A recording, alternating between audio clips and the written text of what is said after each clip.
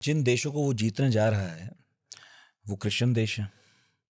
और जो आप किताब आपकी कहती है वो ये है कि उसने मुसलमानों के साथ, अरबों के साथ, अरब नेताओं के साथ एक गठबंधन किया।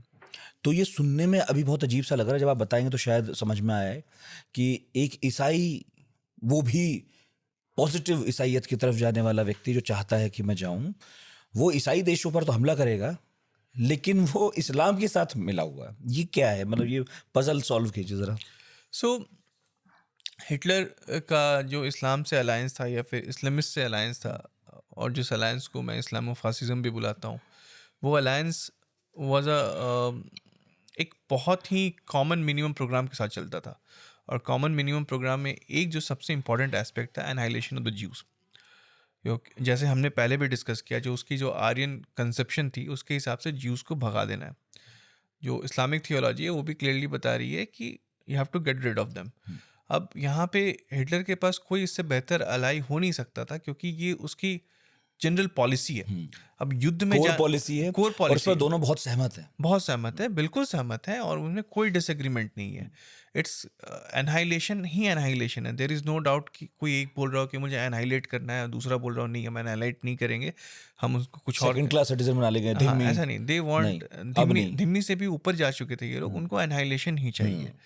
क्योंकि थियोलॉजी के हिसाब से जजमेंट डे तब तक नहीं आएगी जब तक यहूदियों का एनाइलेशन नहीं होगा। और these are all on record.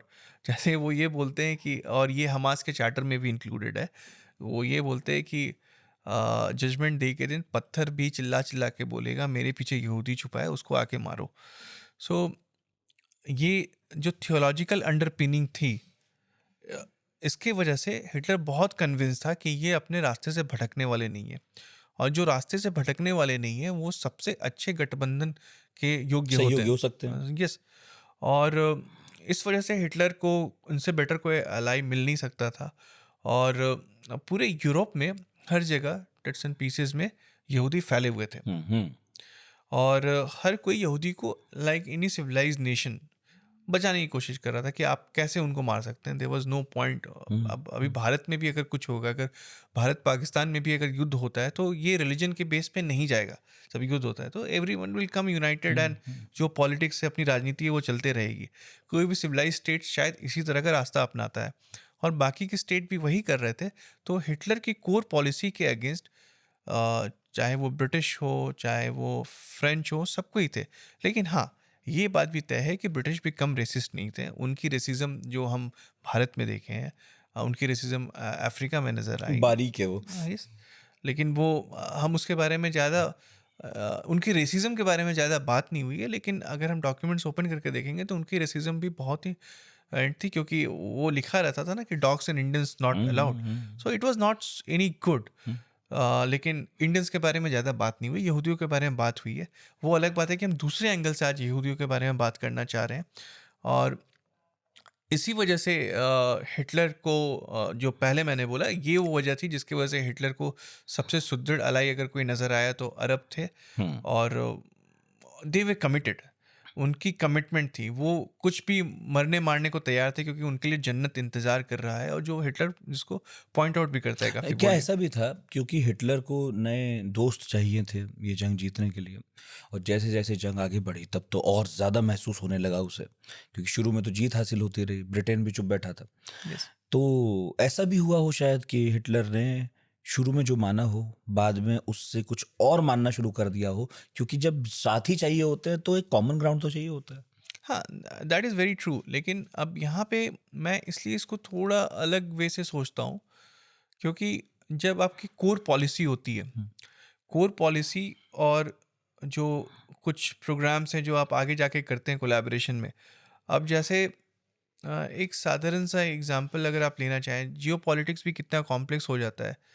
कि जैसे Bharat Iran is almost good friends, लेकिन व्हेन इट केम टू बहुत सारे ऐसे इंस्टेंसेस हुए डोमेस्टिक कॉजेज़ में भारत में, जिसमें ईरान की खौमेनी ने बढ़ चढ़ के बहुत सारी बातें भारत के खिलाफ बोली।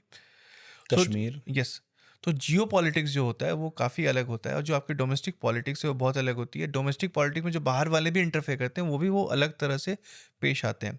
जब सीरिया का जब जो पूरा स्टेट जो रूल था वो चेंज हुआ, उस वक्त जो पॉलिसीज थे सारे के काफ़ी डिफरेंट नज़र आए। इजराइल इज सपोर्टिंग समवन जिसके बारे में आप सोच नहीं सकते। आज व्हाइट हाउस में एक्स अलकायदा घुस करके बैठ रहा है। तो जो जियो पॉलिटिक्स है वो बड़ी अलग सी चीज़ होती है। आपकी डोमेस्टिक पॉलिटिक्स जो होती है वो आपकी कोर पॉलिसी होती है। तो हिटलर की डोमेस्टिक पॉलिसी थी कि उनको ज्यूज को एनालाइट करना है। जो पैलेस्टीनियन अरब से उनकी भी एक कोर पॉलिसी थी। अब ये भी तो बड़ी अजीब बात है ना कि पैलेस्टीनियंस तो सुन्नी है, लेकिन उनको सपोर्ट करने के लिए ईरान हमेशा साथ में आ जाता है। सो अब नॉर्मली आप ये कोलैबोरेशन एक्सपेक्ट नहीं करेंगे। ईरान इराक कभी साथ में नहीं आया। इनफैक्ट सद्दाम हुसैन के साथ जो इतनी बड़ी युद्ध चली थी ईरान और इराक के बीच में, काफ़ी लंबी वॉर थी वो basically it was Shia Sunni war. तो ये सब चीज़ें जियो पॉलिटिक्स में होती हैं, लेकिन आपकी जो डोमेस्टिक कोर पॉलिसी है वो डिफाइन करती है कि आप क्या हैं। और हिटलर की कोर पॉलिसी थी ज्यूज़ को ख़त्म करना, पैलेस्टीनियन की कोर पॉलिसी थी ज्यूज़ को ख़त्म करना। इसलिए दोनों को साथ आने में आसानी हुई। आसानी